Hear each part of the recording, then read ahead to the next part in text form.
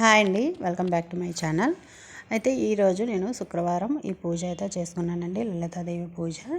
అయితే నేను పూజ చేసేటప్పుడు ఖచ్చితంగా అమ్మవారికి కుంకుమ పూజ అయితే చేస్తాను. అలాగే 32 పూలతో పూజ చేయాలని నా సంకల్పం అండి. ఇప్పటికి నేను 8 రకాల పూలతో పూజ చేశాను.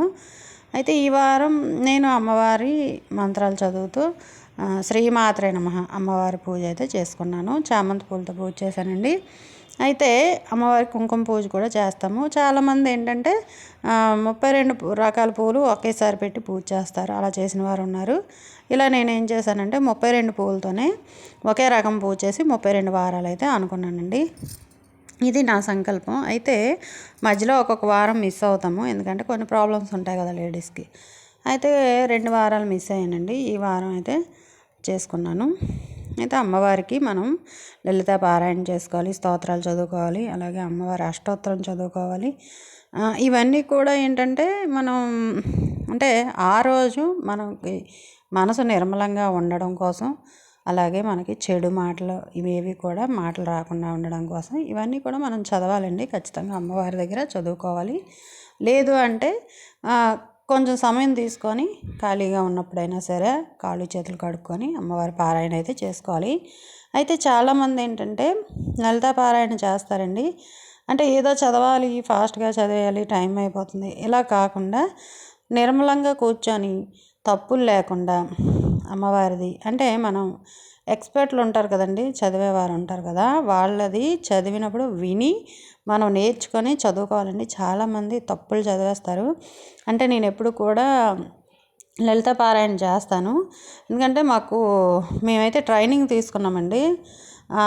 ఆ ట్రైనింగ్లో నేను నేర్చుకున్నాను పారాయణ చేయడం. అంటే ప్రతి పదానికి కూడా ఒత్తులు ఉన్న దగ్గర, దీర్ఘాలు ఉన్న దగ్గర అవన్నీ కూడా మిస్ చేయకుండా ఎలా ఉన్నది అలాగే చదవాలండి. ఒకవేళ ఏమాత్రం మిస్టేక్ అయినా సరే దాని అర్థం మారిపోతుంది. అప్పుడు మనకి అంటే అమ్మవారు క్షమిస్తారు, మనల్ని శిక్షిస్తారా అంటే అలా కాదండి, దాని అర్థం మారిపోతుంది. అందువల్ల జాగ్రత్తగా చదువుకోవాలి. చదివేటప్పుడు కూడా మనసు దాని మీద నిమగ్నం చేసుకొని చదవాలండి. అమ్మవారి దగ్గర మనం ఇన్ని నైవేద్యాలు పెట్టాము, అన్ని అరటిపళ్ళు పెట్టాము, ఇవన్నీ కాదండి. అమ్మవారి దగ్గర భక్తి శ్రద్ధలతో ఉన్నామా లేదా చూస్తారు. అంటే స్కూల్కి వెళ్ళిన విద్యార్థి గురువు దగ్గర భక్తిగా శ్రద్ధగా వింటున్నాడా లేదా, భక్తిగా ఉన్నాడా లేదా, గౌరవం ఇస్తున్నాడా లేదా, ఇవే చూస్తారండి మెయిన్గా. మేము అవి నేర్పాము, ఇవి నేర్పేసాము, పాఠాలు ఇన్ని చెప్పేసాము, అవి కాదండి. వీడు క్రమశిక్షణతో ఉన్నాడా లేదా చూస్తారు. అలాగే అమ్మవారు కూడా అంతేనండి. నా దగ్గర భక్తిగా ఉన్నారా, వీళ్ళు గౌరవం ఇస్తున్నారా, భక్తి శ్రద్ధలతో పూజ చేస్తున్నారా లేదా, మనసునందు నేను నిలబడి ఉన్నానా లేదా, వీళ్ళు మనసులో లగ్నం చేసుకున్నారా లేదా, ఇవే చూస్తారండి తల్లి ఎప్పుడు కూడా. నాకు ఇన్ని నైవేద్యాలు పెట్టేయండి అని ఎవరు అడగరు. అయితే మనం భక్తి శ్రద్ధలతో మనం ఇంకో రకంగా అంటే మైండ్ అక్కడ పెట్టి పూజ అక్కడ చేసి మైండ్ ఇంకెక్కడో పెట్టి పూజ చేయకుండా అమ్మవారి పారాయణ అయితే చేసుకుంటే చాలా మంచిదండి. అది కూడా తప్పులు లేకుండా చదువుకుంటూ పూజ అయితే చేస్తే మనం అనుకున్నవి వెంటనే అమ్మవారు అయితే శీఘ్రంగా అనుగ్రహిస్తారండి.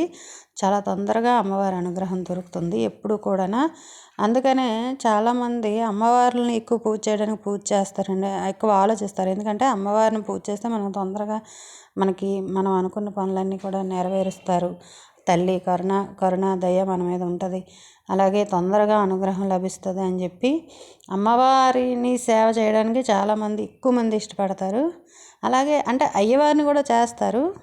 చాలామంది అయితే మాత్రం అమ్మవారికి ఎక్కువ ఓటేస్తారండి. ఎందుకంటే అమ్మవారు అమ్మ కదండి, తొందరగా పిల్లలు అనుగ్రహిస్తారు అనే అంటే మనం తల్లి ప్లేస్లో చెప్తున్నాం కదా.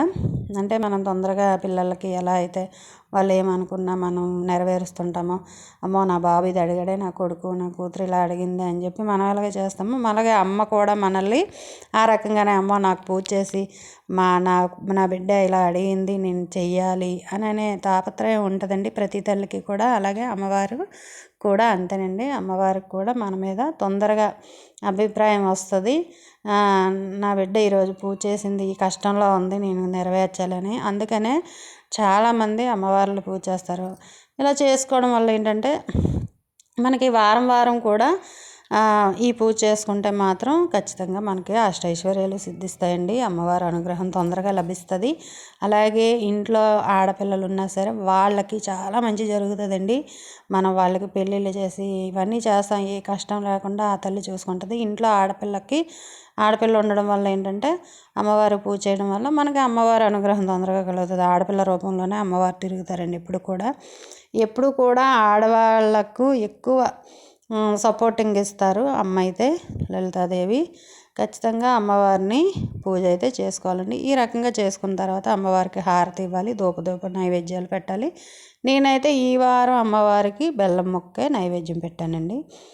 దానికి మించిన పవిత్రమైన ఆహారం ఇంకేముంటుందండి. బెల్లం నైవేద్యంగా సమర్పించి అమ్మవారికి హారతి ఇచ్చి ధూపం వేసిన తర్వాత అమ్మవారి పారాయణ అయితే ప్రతి వారం కూడా చేసుకోవాలి. అలాగే మణిద్వీప వర్ణన ఇవన్నీ చదివేటప్పుడు మాత్రం ఖచ్చితంగా మీరైతే నేర్చుకొనే చదవండి. ఎందుకంటే తప్పులు లేకుండా చదవడం వల్ల, అంటే ఆ తప్పులు కూడా ఇక్కడ తప్పు చదివామే దీని అర్థం ఏంటని కూడా తెలుసుకోండి. అప్పుడు మీకే భయం వేస్తుంది, అమ్మో ఈ మాట అనేసానా అమ్మవారినేనని. అందుకనే మీరు తప్పులు లేకుండా చదవడానికైతే మాత్రం ప్రయత్నం చేయండి, నేర్చుకోండి ముందు. ప్రతి ఒక్కరూ కూడా అమ్మవారి అనుగ్రహం తొందరగా లభిస్తుందండి. అలాగే అమ్మవారి పారాయణ చేస్తూ ప్రతిదీ కూడా మీరు తెలుసుకొని చదవండి. వీడియో నచ్చితే లైక్ చేయండి, షేర్ చేయండి, సబ్స్క్రైబ్ చేసుకోండి.